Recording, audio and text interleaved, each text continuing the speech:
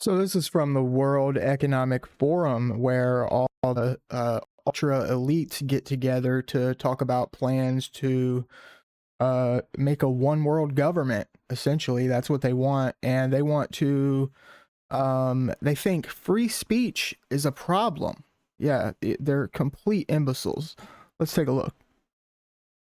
There's a lot of discussion now about how you curb those entities in order to guarantee that you're going to have, some accountability on facts, et cetera. But look, if people go to only one source and the source they go to is sick and, has an agenda and they're putting out disinformation, our First Amendment stands as a major block to the ability to be able to just, hammer it out of existence. Kerry. Yeah, that's right. To just hammer it out of existence, to just shut you up.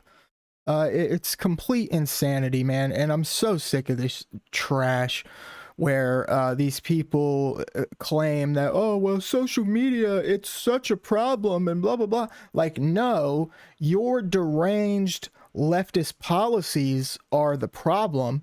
And then when people speak up and talk about it, then you want to shut them down. I think we need to push back on this. There's no guarantee to free speech on misinformation or hate speech, and especially around our democracy. We should have free speech, but if you're inciting violence, if you're causing people not to take vaccines, He actually said the quiet part out loud there. I don't think he really meant to say that, but that's his only gripe, is that he thought he was going to make a whole lot more money on his vaccine stuff. So he wanted to stop people from criticizing the vaccine, which we know now the vaccine wasn't like the greatest science and stuff behind it. I want to quickly address one more thing that these goofballs said, the inciting violence and the hate speech, because the far leftists have this completely backwards. How this works is, if I say something and it incites violence, and when the person acts on the violence, that person gets held accountable. That person gets held to jail, taken to jail or whatever. Now, hate speech, who decides what hate speech is? The purpose of the First Amendment is specifically so that a person can say things that you don't like. If the government wants to force you to do something, they want to be able to shut you up by force. Where are those boundaries that even the U.S., have rules? And then if you have rules, what is it? Is there some AI that encodes those rules? Because you have billions of activity and, if you catch it a day later, the harm is done. Yeah, the harm is done. Like all the harm that people have suffered from taking the vaccine when they shouldn't have, when they were healthy young adults. And no, that's why we have the First Amendment, for that very reason, so that we can criticize your insanity. Here's AOC, the communist New York senator or whatever she is, where she's saying essentially the same garbage. About how we rein in our media environment so that you can't just spew disinformation and misinformation. Oh, you mean like MSNBC and CNN and CBS and ABC? You mean like they're all doing right now? It's one thing to have differing opinions, but it's another thing entirely to just say things that are false. And so that's something that we're looking into. There's no person on the planet that can just can be an arbiter of truth. So who really knows what facts really are? No, it doesn't work like that, my dude. Facts come from like the dictionary. When you don't know what something means in the sentence, you look up the word, and then that'll tell. Like it's not that hard, man. This is just regular free speech, and these deranged leftists want to get rid of it. And it's absolutely despicable. And it's really why Donald Trump has gained so much, publicity and so much of a following, because these leftists and these World Economic Forum people, the George Soroses of the world, that literally they think a one world government is possible. These people are absolutely insane, and they just they want more power. And so they make up stuff like this. This is We have serious problems, but messing with the Constitution won't cure them. Yeah, that's another thing. They think, we could just, if we change the Constitution, somehow we'll figure this stuff out. This is Steve Forbes. He's one of the richest, smartest dudes in the world. When people like him and Elon Musk talk, I listen. Hello, I'm Steve Forbes. This is What's Ahead, where you get the insights you need to better navigate these turbulent times. Most Americans don't have much faith in our political institutions these days. Most think the country's going in the wrong direction. Both parties seem controlled by extremists. Positive things can't get done. That's not even true. Like what's really happening is the left is controlled by extremists right now. And if there is a reasonable left, they're not willing to stand up to the extremist. But on the right, you got Donald Trump and the Republican Party, which are just really just normal Republicans. But the left has gone so crazy that they're trying to paint him as a threat to democracy and an insurrectionist and all this other shit, when really he just challenged the 2020 election, just like the Democrats have every single election in the last 5 elections. So it's really total nonsense. Donald Trump, I don't know of any real radicals on the right now. No, it's the left coming up with this garbage. Word. In such frustrating and anxious times, proposals proliferate to seriously amend or scrap the Constitution or legislate drastic changes, like expanding the number of Supreme Court justices who would be compliant with the wishes of the party in power. We must avoid such temptations. Yeah, the problem is not the document our founders created in Philadelphia 237 years ago, but the peculiar situation of our own times, including the volume of deafening voices from social media. See, that's incorrect, man. It's not the social media that's a problem. People are allowed to speak their mind about the insanity that's happening in our country right now. So, and that's the problem. It's the left doing insane, retarded policies like leaving $70 billion worth of equipment in Afghanistan. I don't know, funding Iran for some weird reason.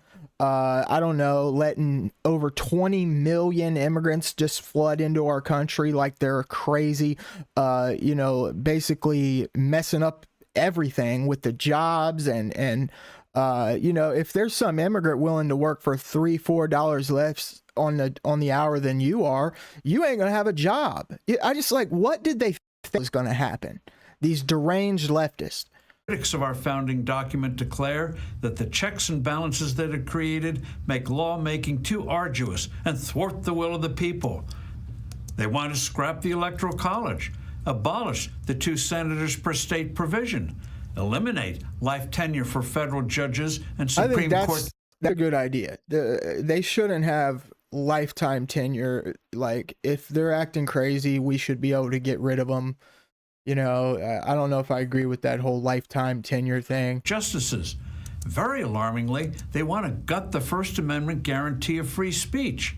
A few days ago, John Kerry, former Secretary of State, U.S. Senator and presidential candidate, warned the World Economic Forum about the dangers posed by social media.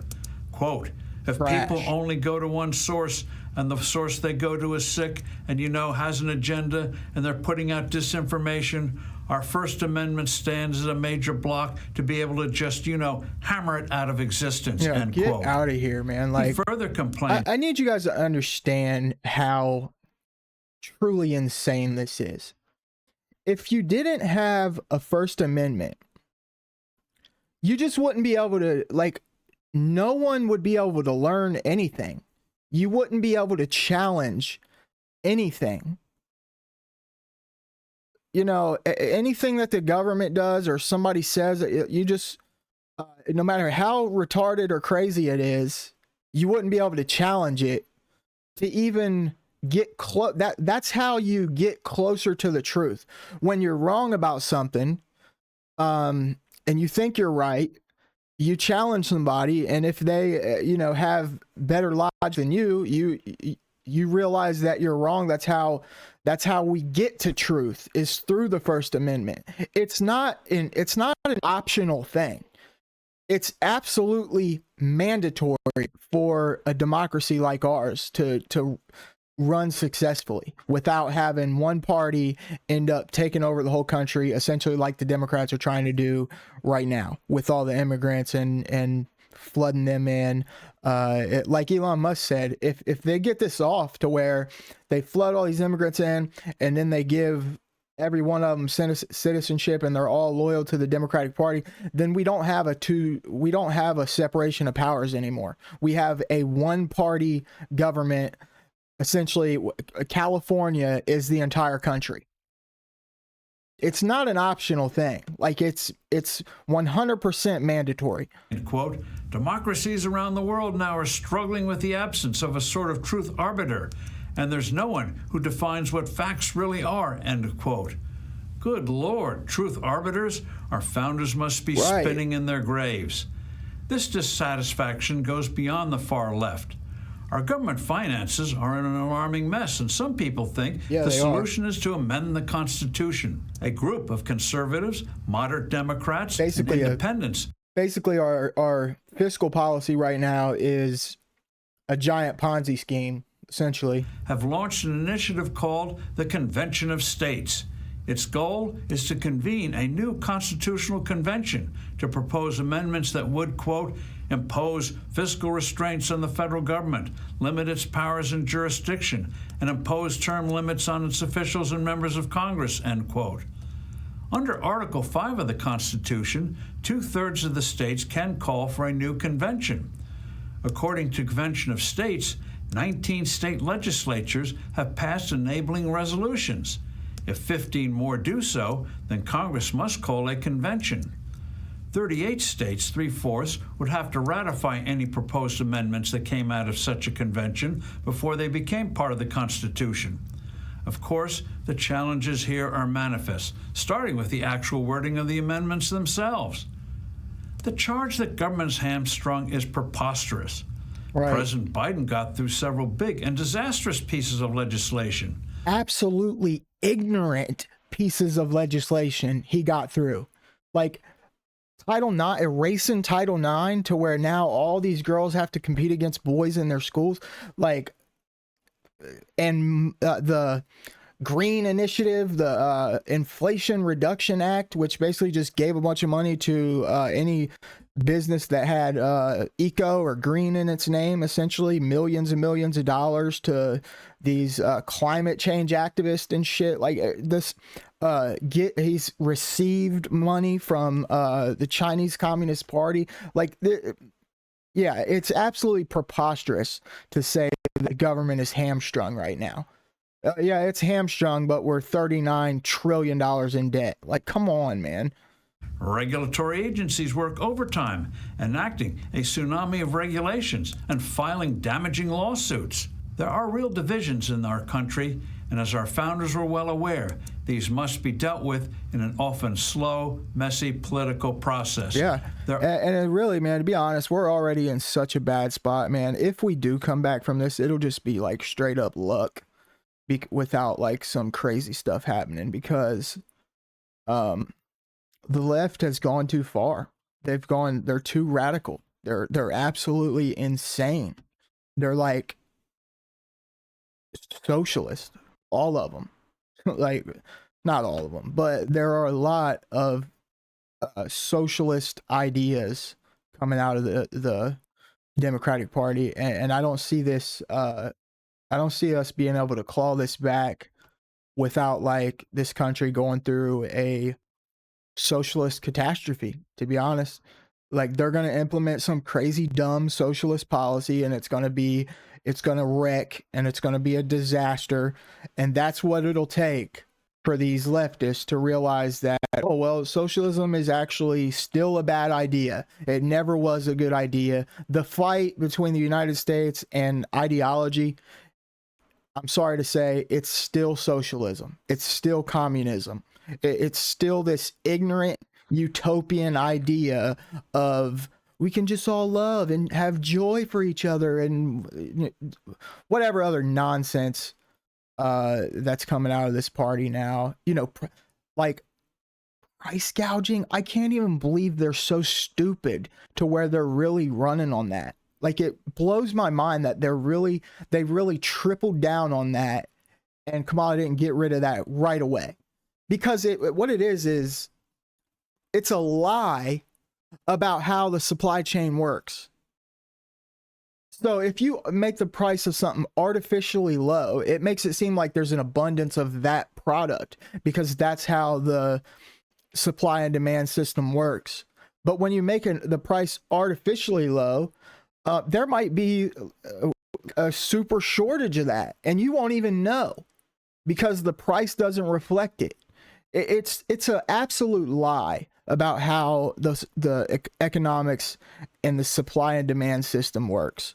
It's a lie. It's demagoguery to try to steal your vote through your emotions, because they know most of the country is really a nervous, emotional wreck.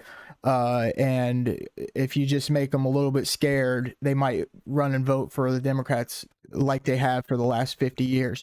And I really think the country's over that. I think we are, working people like myself, black people, that we are tired of you guys taking our vote for granted. That's why Trump has so much backing, because they have taken they got used to getting our vote without having to put a lot of work in, like, at all.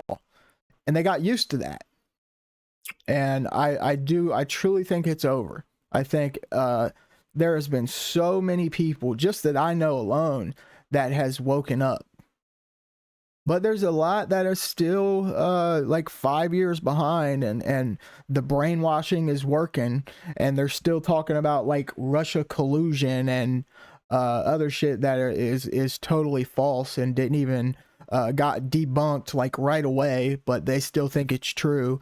So the brainwashing really is working, but there's a lot of people that are waking up too. Anyway, I'm gone. Maybe subscribe or something.